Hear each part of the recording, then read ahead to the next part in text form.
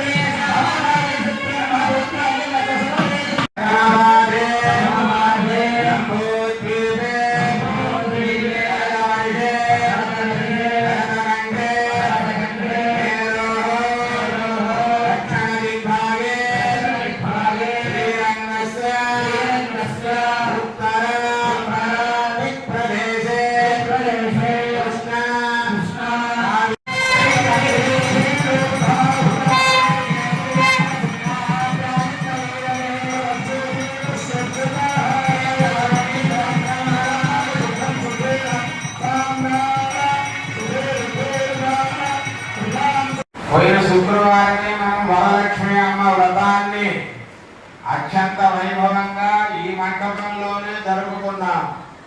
ఇవాళ రెండవది మనకి జ్ఞానాన్ని ప్రసాదించినటువంటి లక్ష్మీ హయగ్రీవామి అత్యంత సంతోషప్రదుడై మనకి కలిగేటటువంటి శుభప్రదాలు అన్నీ ఇన్ని కావు. అలా తులసి తొలగని రోజుల్లో కూడా ఆ తులసి దళం ఎండిపోయినటువంటి కొమ్మతో